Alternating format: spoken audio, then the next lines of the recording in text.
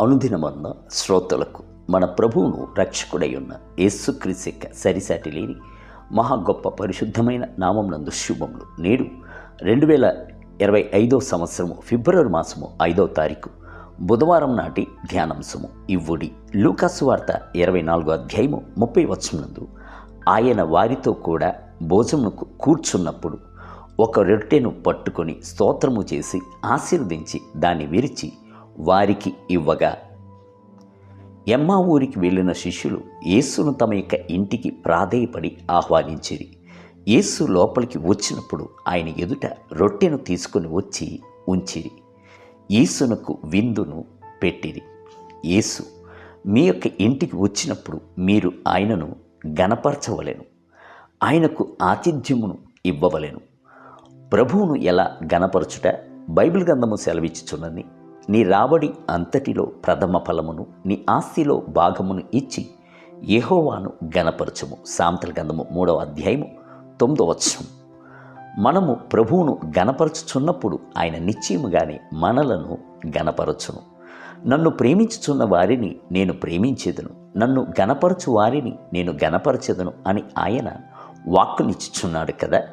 మన ఆస్తి చేతను ప్రథమ ఫలము చేతను ప్రభువును గణపరచుచున్నప్పుడు మన యొక్క కొట్టలో ధాన్యము సమృద్ధిగా ఉండును, గానుగులలో నుండి కొత్త ద్రాక్షరసము పైకి పొరలి పారును అని బైబిల్ గ్రంథము చెప్పుచున్నది. సామెతల గ్రంథం 3వ అధ్యాయము 10వ వచనము. ఎల్లప్పుడూ ప్రభువునకు ఇచ్చినట్లుగా మన యొక్క మనస్సు దైవిక ప్రేమ చేతను కృతజ్ఞత చేతను నిండి ఉండవలెను. ఒకవేళ ప్రభువు కొరకు ఆస్తులను ఇవ్వలేని పరిస్థితుల యందు ఉండవచ్చును. ఆయన కోరేటువంటి స్తోత్ర బలులను పూర్ణ హృదయముతో మనము ఆయనకు చెల్లించవచ్చును కదా.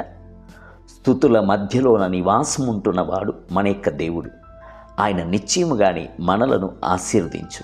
మీ వద్ద కొదువుగా ఉండినను దానిని ప్రభువునకు ఇవ్వుడి, అది ప్రభువునకు అత్యధికమైన సంతోషమును దయచేయును.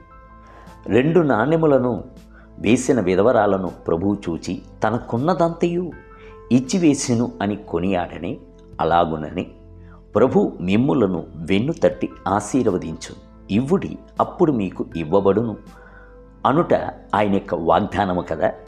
కొందరు ప్రభువునకు ఇచ్చుటకు ఇష్టపడరు, అయితే ప్రభు వద్ద నుండి పొందుకొనుటకు మాత్రము ఆశతో పొందురు.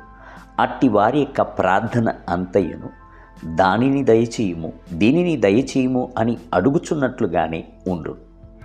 ఎమ్మా ఊరికి వెళ్ళిన శిష్యులు ప్రభునకు రొట్టెను ఇచ్చి యేసు ఏమి చేసేనో తెలియనా, వెంటనే తీసి భుజించలేదు.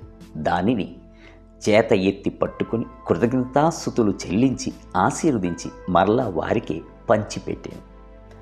మనము ప్రభువునకు ఇచ్చుచున్నప్పుడు ప్రభు ఆశీర్వదించి మరలా మనకు దయచేయును. మన యొక్క బిడ్డలను పరిచర్యకై సమర్పించినప్పుడు బిడ్డలను ఆశీర్వదించుచున్నాడు. పరిచర్యందును ఆశీర్వాదము, మనకును ఆశీర్వాదము. ప్రభు యొక్క భాగమును ప్రభువునకు ఇచ్చుచున్నప్పుడు అది ప్రభు యొక్క పరిచర్యకు గొప్పతనమును చేకూర్చుటతో పాటు మన యొక్క కుటుంబమునందును మెండుతనమును సమాధానమును తీసుకొని వచ్చుచున్నది. ఆయన మరలా తిరిగి మనకు ఇచ్చుచున్నప్పుడు కొదువగా ఇయ్యడు, ఆకాశం యొక్క వాక్యలను తెరచి పట్టజాలనంతగా ఇచ్చును. ఆయన కొలిచి ఇచ్చువాడు కాదు, కొలత లేకుండా అమాంతముగా చేది ఇచ్చువాడు. నేటి ధ్యానమునకై తన సొంత కుమారుని అనుగ్రహించుటకు వెనుక తీయక మన అందరి కొరకు ఆయన అప్పగించిన వాడు ఆయనతో పాటు సమస్తమును మనకెందుకు అనుగ్రహింపడు.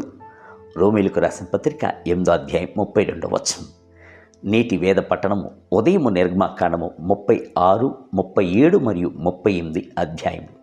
సాయంత్రం మత్తయి సువార్త 23వ అధ్యాయము 1 మొదలుకొని 22 వచనములు. ప్రభు మిమ్ములను దీవించునుగాక. ఆమేన్.